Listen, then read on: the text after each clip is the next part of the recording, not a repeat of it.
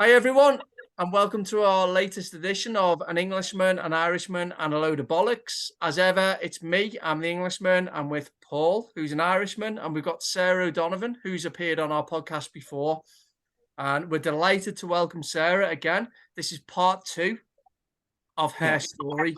So Sarah was on our podcast a couple of months ago and she told us all about her book that she'd written. It's called Within You, Without You, and it's a fascinating podcast. So we'd certainly recommend that you tune into that if you can. You can click on a link somewhere. There's always a link somewhere. You'll find it.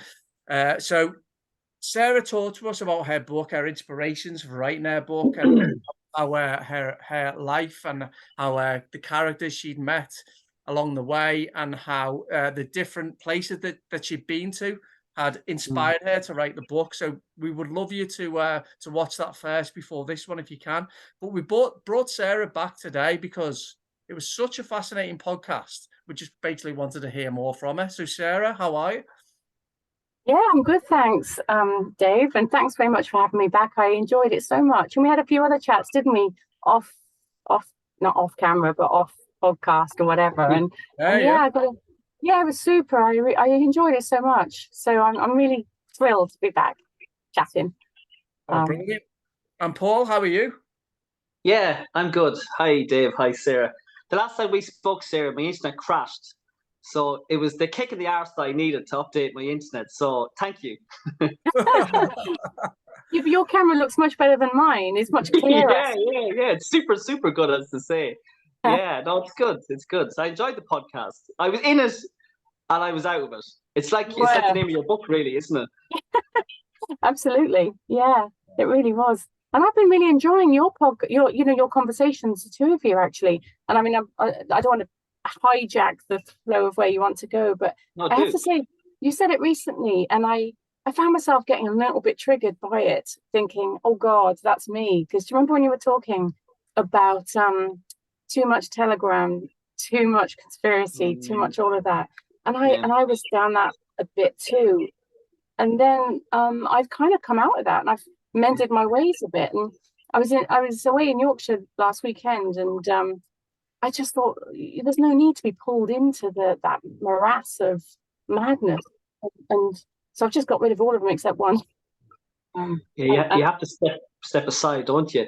And you mentioned Yorkshire there, Sarah, and I know in your book, location and place is very important. You know, you've mentioned Sussex, Liverpool, Yorkshire, and Cork is obviously a big part of your life. And I'm curious to know, obviously, and I was telling Dave about Cork. Cork is rich in culture. It's rich in history. It's the rebel county as well. I'm just kind of curious to know regarding Cork. As a writer, does it give you ideas to be creative, to be inspired, to live in such a beautiful part of the world? Well, I think like a lot of us that live in a place, we can take it for granted, can't we? You know, like I know if I lived in the Yorkshire Dales all the time, I'd probably take that for granted, which is why I don't go back all the time, just to kind of, everything in moderation a bit. But I suppose you get a bit ruined, don't you? We sort of treat it as normal to have so much space here. Like we're lucky we've got loads of space, and it's so full of, there's a certain sort of energy from the land here, isn't there? Don't you think? Yeah. But I think actually, I often think if I didn't live here, I probably wouldn't have kind of embarked on my sort of spiritual journey like I did, and I don't think I'd have written the book either. So I think there's definitely something going on which I probably haven't acknowledged properly yet. And you're West Cork as well, aren't you? Which is really beautiful. It is. Sometimes it feels like it's the end of a road and you have to go all the way out to get anywhere else. But and I lived down near Waterford before, West Waterford, and I loved that. I think that was a bit more like home. But yeah, it's the cliche, but the quietness, the space, And is there a good writing scene in Cork? There is, and do you know what? They're very supportive of each other because I managed the literary festival down in Bantry. I read that, and that's one thing. But apart from that, like when I got the book out, people were embarrassingly supportive, and it made me realize I have to support it back, which probably might not have been. I suppose, like you both said about being lone wolves, and I think I'm very like that. So the community thing isn't really always my thing at all, but yeah, it's a good scene. Like when I got the book out, those Waterstones down in Cork City were very supportive, and they gave me an event with someone else. Um, yeah, we've got quite a lot of book writers coming to our festival as well this summer, so Brilliant. it's busy. Yeah. Sarah, Good. can you just at the start now, would you be able to tell any of our listeners where they can purchase your book? Again, we've said you've talked about your book in the first podcast, and we'd love people to find out more about what you're doing, what you represent, what your motivations are, and you talked about a lot of that in the first podcast. So, where can people go to find out about the book and about why you've written the book? Oh, right. Okay. To get the book, well, that's really kind of you to actually bring that up. Amazon, I guess. Amazon, Valley Press's own website. So Valley Press is the publisher in Scarborough.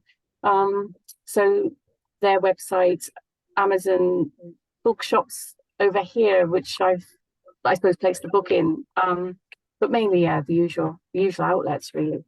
Okay, so what we'll do is we're going to ask you some more questions now, Sarah, but just for the listeners, again, we'd say listen to the first podcast that we did with Sarah, where she talks about her book and her inspirations for the book and motivations for the book. There will be a link to where you can buy Sarah's book if you're listening to this and you like what Sarah says, you find her interesting. I certainly do, Paul does. So there's a link in the description.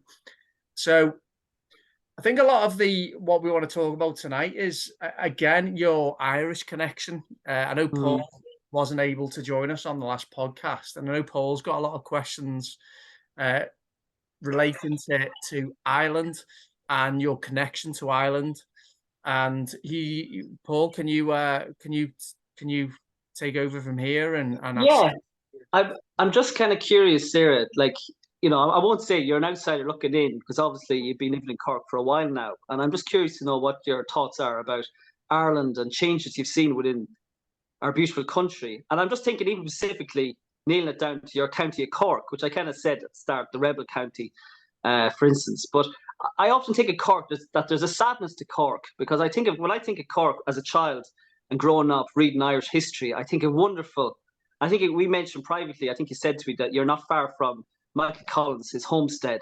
So I think of people like Collins and Terence McSweeney and Tomas McCurtain, all these wonderful Irish heroes that were based in Cork. We had the famous Kilmichael ambush, which was revolutionary for its time regarding guerrilla warfare, and that was County Cork, where we fought the British Empire through physical force down there. So I'm curious to know, like, all those wonderful heroes in Cork, and in many ways there's a fall from grace. When I think of Cork now, I see Micheál Martin, our Taoiseach, our Prime Minister.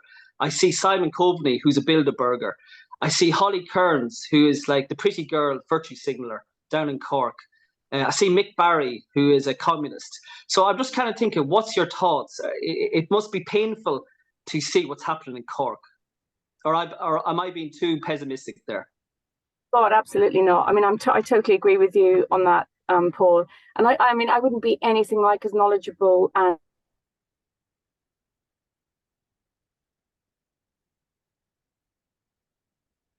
I think we've lost Sarah. I'm back. Sorry. Oh, you're Sorry back. about Okay, you're back. Yeah, you were just teasing us there a little bit, weren't you, Sarah? It's okay. Go on, carry on. Go on, carry on. It's okay. Yeah.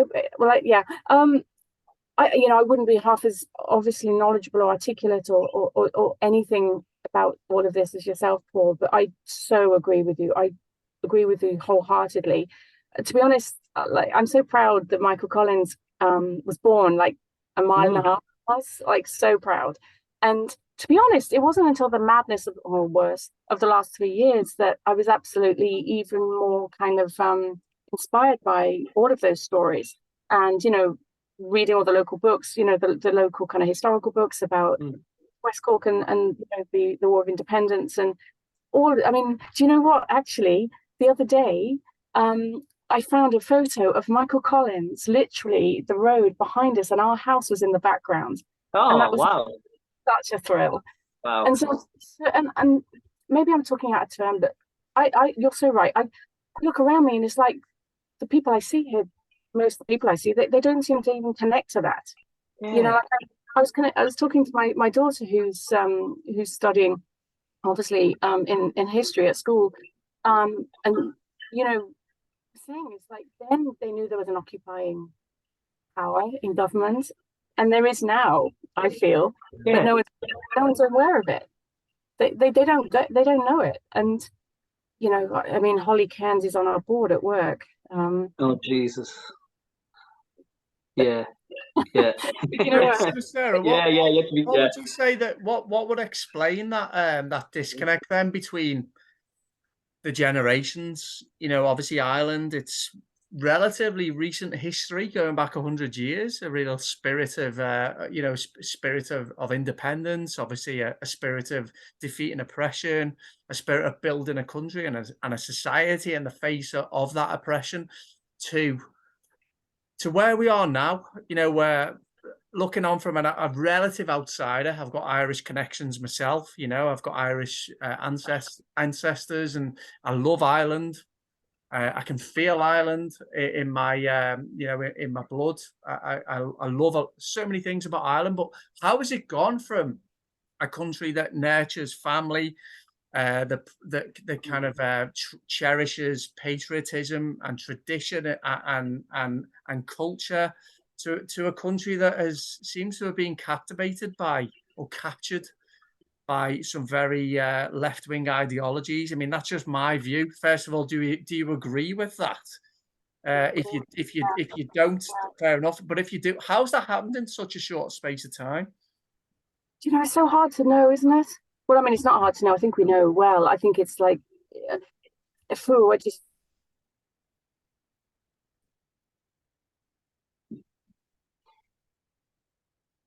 just waiting for Sarah to come back. She's back. It's okay. It's all good.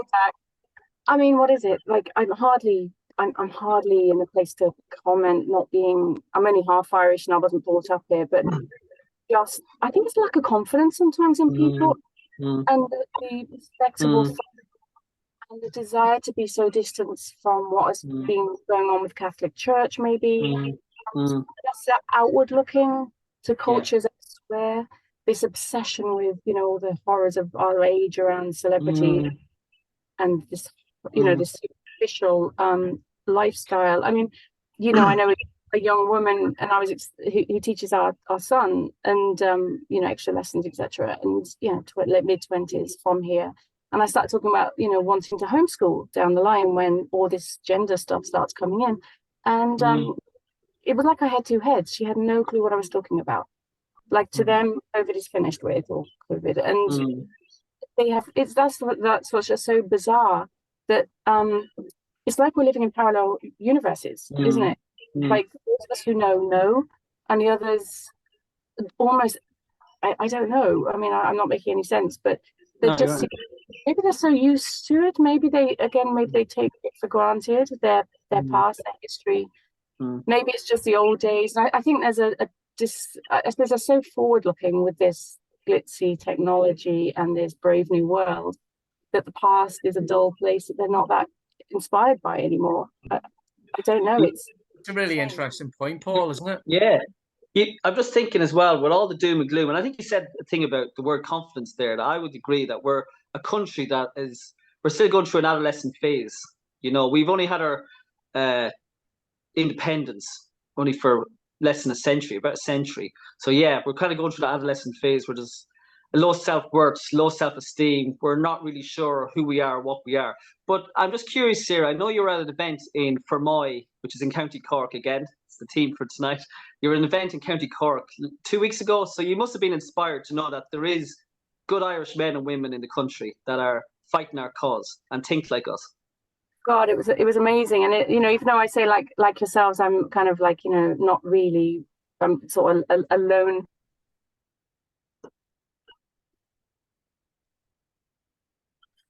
We're just waiting for Sarah to come back again. She must have the same internet provider that I used to have.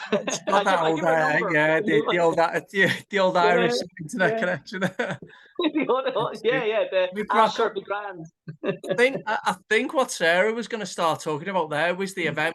I might be wrong, with John Waters and Thomas Sheridan. And I think the comedian Steve Hughes was there, and they had a few, I think, poets. I've just seen clips of it online. The last time I looked, the video, Thomas Sheridan and John Waters, I think it was get up to 20,000 with like 500 comments, and Yeah, it looked good. It was really summery. Looked very relaxed. The setting looked good.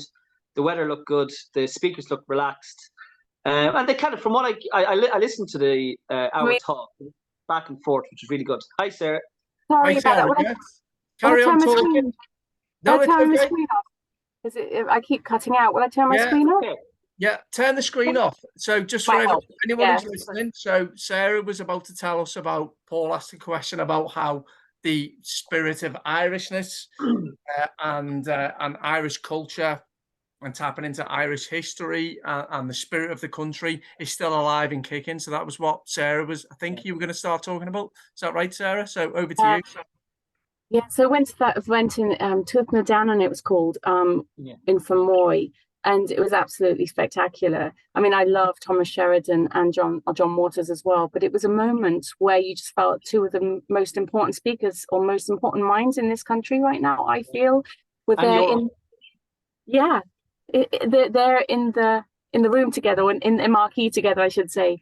And it was just like this given. The environment was just like the atmosphere. There was just a given that everyone in the room was on the same page. No one had taken a vaccine, very likely. You know, it was just like we were back to another time where people were full of common sense, full of, just warm-hearted appreciation of the two men on the stage. And it was something about being in the room as well, which I think we lose through the screens, don't we? That you really kind of realize that you're actually picking up the energy of the people in question.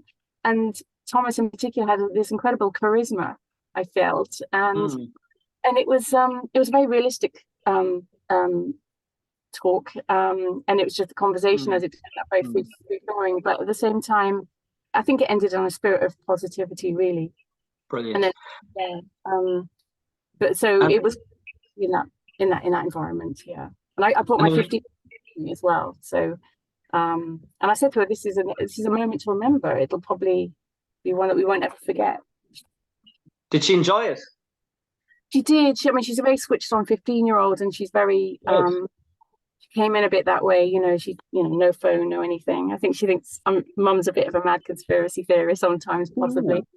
But she did enjoy it. And Steve Hughes, the comedian afterwards, who was brilliant, a strong guy. Yeah. From looking at the clip online, I was just saying to Dave just when you went off screen there that I think it was 20,000 views, but it was just wonderful to see in this day and age when we see so much silliness and absurdity in conversation, bread and circuses, and all the craziness of mainstream TV, that it was wonderful to just see two wonderful Irishmen, have an adult conversation. And they were coming from the idea of paganism and Christianity. And it was just a very free-flowing, back-and-forth conversation. And it was ad hoc, and it was thought-provoking. That must have been so refreshing. Oh, God, it was. And that sense of two men that came from possibly slightly different, quite different backgrounds and different viewpoints in a way, but were very respectful of each other. And you could sense that with them. And like Thomas would have come out with things that where you suddenly got struck with. Like he spoke about how this was like Carl Jung spoke of stepping into consciousness, and that really struck me because I thought for the last 3 years that's exactly what's happened to many of us. We've stepped into that. And what else was he talking about? Also, of course, the school situation, and I think that was what many of us needed to hear. John Waters that spoke about what was coming down the line, and we need to protect our children at all costs. Because sometimes sorry, go on. Sorry, carry on.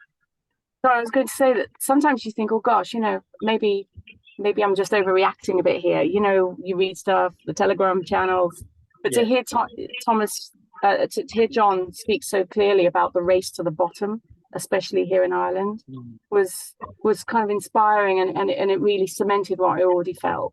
Yeah. Brilliant.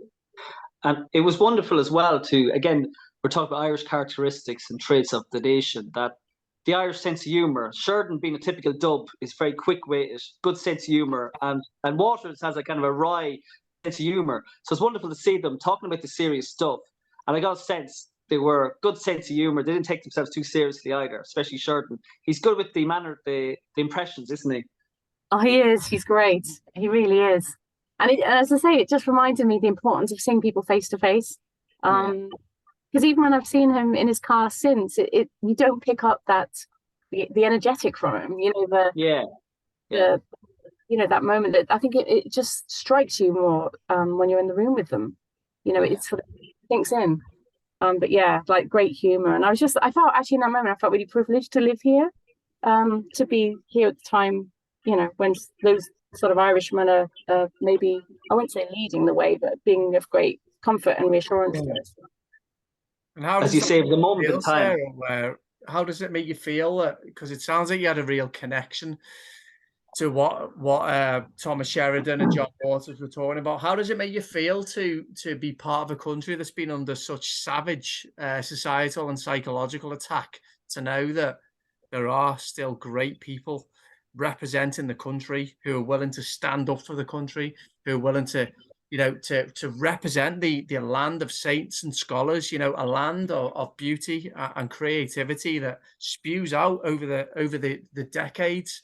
Amazing artists, amazing authors, creators. How does it make you feel to know that that still is, that fire in the belly of the country is still there? How does that make you feel? It is. I mean, it's hugely inspiring, and it's a relief, isn't it? It's a relief that they're still.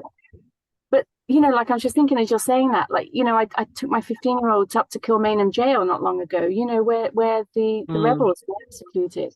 And I mean, going back to what you were saying at the beginning, to think that happened so recently, in a way, so much sacrifice, and then how complacent and you know, complacent is not the word. You know, just how people have turned from it. And you know, that moment actually of with Thomas and John, it's weird. It's like you're in a completely separate existence from the main swathe of people that you're surrounded by. I mean, it's very bizarre that is so finished when it's so central and vital.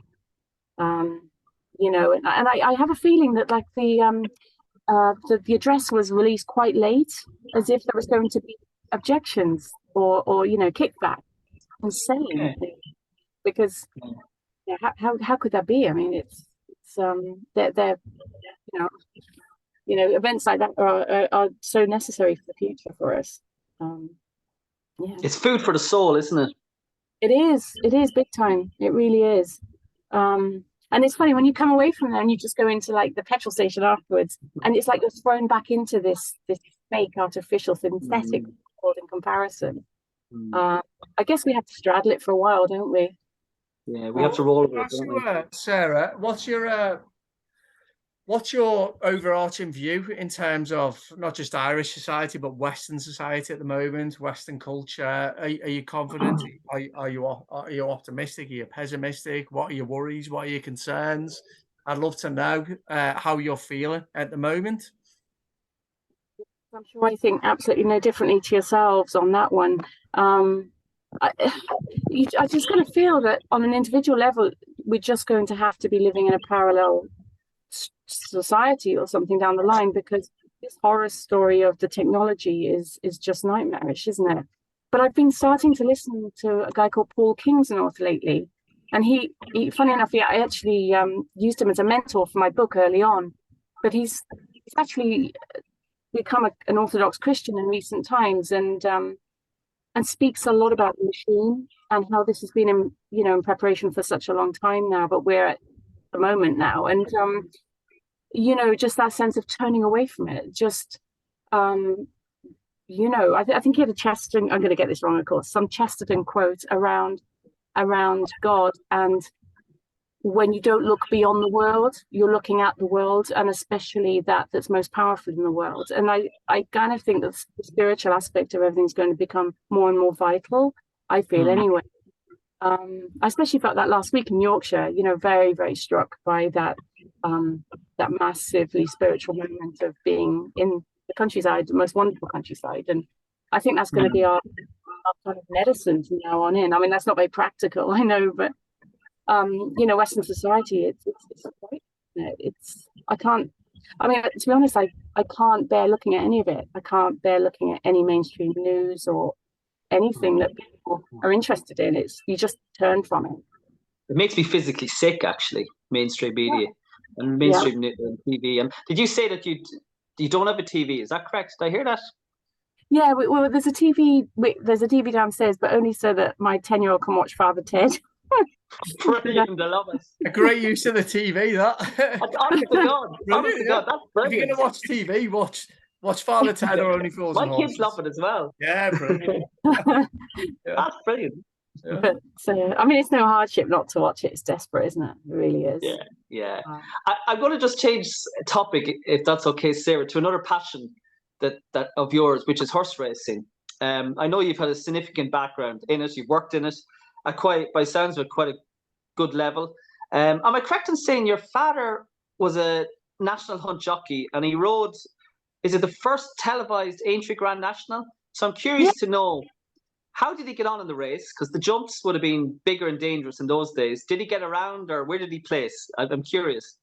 Oh yeah, so yeah, you're right. Dad was a national hunt jockey, and he had quite a long career as, riding, and first of all over here in Ireland, and then in England. But yeah, he did. He rode around the first televised national in 1960, and he fell at Beach the second time round. Oh. But I think he rode the Queen Mother's horse, maybe. I think that was it.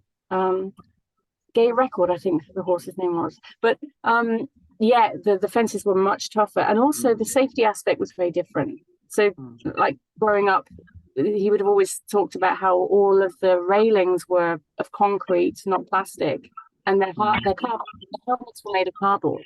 So, safety went out the window, really. So he's 87 now and still very able. So yeah, he did well, but I think he watches racing a lot now, but I think he is quite disparaging of how soft a lot of it has got in comparison. But sorry. No, sorry for interrupting you. They're a different breed, aren't they, jockeys? Their pain threshold is off the charts, isn't it? And I'm just curious to know, did you write a book about horse racing in Cork, or did I read that somewhere? Yeah, I did. That was my first foray into writing a full length sort of book, but it was a local book, and it was self-publishing, and interviewing local horse people, really, including my dad, and racing trainers and jockeys, and showing people and all sorts. So that was my first dipping the toe into that world. Just to suppose to see that I could write a full length publication. Yeah. Brilliant. And Sarah, can I ask you? I'm going to steal Paul's question now, because before we came on the podcast, we were obviously talking about we're going to do a podcast with Sarah. What we're going to ask her about? We'll talk about horse racing, about Ireland. So one question I want to ask is, first of all, and this is Paul's question: why is horse racing so successful in Ireland?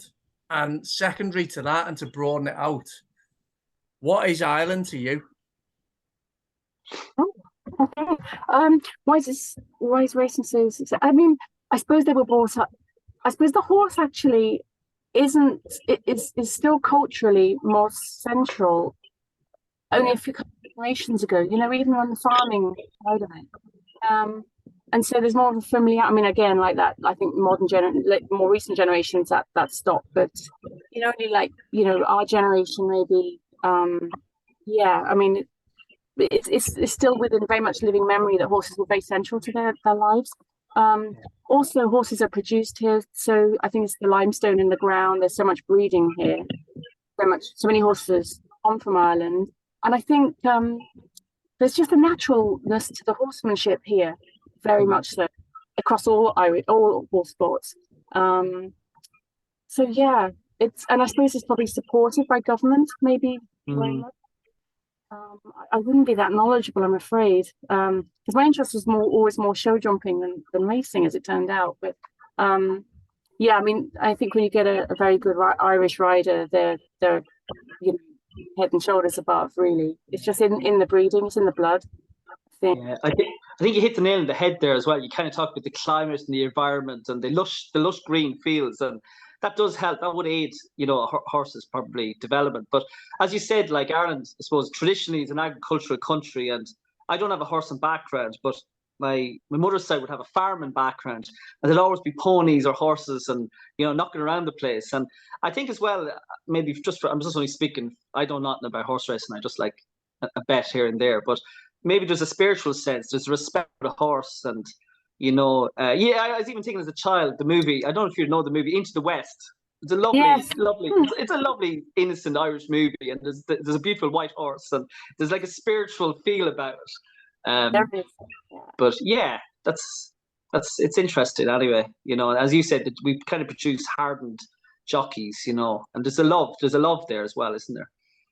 There really is, but I mean, I daren't say it really, but like so many things, it's also, I don't know, like even Irish horse. I'm talking about like not racing, but show jumping and eventing. There's been a look to Europe and a look to using continental blood in horses, and so even the Irish traditions there have been eroded. I mean, it's across the board, isn't it? Really, when you think about it, it's everyone's always looking to Europe or looking elsewhere to improve, and I think probably something has been lost a little there.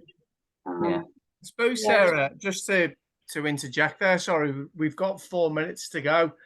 But you talked about looking elsewhere, and again, it kind of betrays a kind of a lack of self-confidence in Ireland as a country, which is something that I see. And I want to finish this on a positive note, because we talked a lot in this podcast about the pros and cons, and about the positives and negatives, and what's gone right, what's gone wrong. We talked a lot about obviously the horse racing and the ingrained culture in Ireland, and we talked about landscapes, and we talked about the beauty of the country. We talked about the authors, and we talked about the artists. We've talked about the saboteurs. We've talked about the politics, and what I want to finish on with you, Sarah, is what can you tell us to finish this podcast to make anybody who's listening feel optimistic, feel confident? About the future for us all, you mean? About the future. I think, personally speaking, you kind of going through the last 3 years and we're like, oh gosh, what's happening? What will they impose on us next? I think our spirit is strong now. There's nothing that they can do to us that can ever turn us. There's absolutely nothing, is there? We are so sure. We're so full of certainty about our sovereignty, and that we're just absolutely. I mean, speaking for myself, I wasn't anything like sure of myself about my disgust in the government, but now we're just embedded. A lot of us, I think, we're just absolutely. There's just no turning back. And I mean, as Thomas said at that event last week, he said, know thyself, and of course, what we really know about ourselves, at least we don't have that thing in us, is what he pointed out. And I mean, that gives us a lot of confidence for the future as well. How we're still. We rejected that thing, and we still have our own DNA that hasn't been tampered with. I think there's a strength of spirit there. That's brilliant, Sarah. It's inspiring, because you're right. Sorry for my language, the bastards in this country, they tried to break us, didn't they? And they tried damn hard, but they met their match. That, as you say, like, we're unbreakable now. It's in actual fact, thank you for trying to break us, because it's made me stronger. By the sounds of it, it's made you stronger, which is good. Oh, completely. I mean, it's kind of, as Thomas said, that step for me, that step into consciousness, that it was maybe what some of us were born for at this moment, just to really absolutely know ourselves as the most important thing that we could ever be facing. And it's mental that other people can't see that, but I mean, I sometimes struggle with how to deal with how my anger about what's happened and how I feel about them responsible. Sarah, sorry to interject. I'm sorry to interrupt here, only because our podcast, I'm only on the free version here. So I always feel terrible cutting guests off, but we'll get you on again though, because this has once again been very fascinating, Sarah. So Sarah's book, we're going to put in the description on this podcast. Sarah, thank you very much for coming on. We will definitely get you back. It's been fascinating again. Paul, thank you. Sarah, if you want to say bye to everybody. Yeah, thanks ever so much for having me on, and I'm sorry about my camera. I need to get that It's okay. It's fine. I jinxed you. I jinxed you. Thanks, Sarah, and thanks, Paul.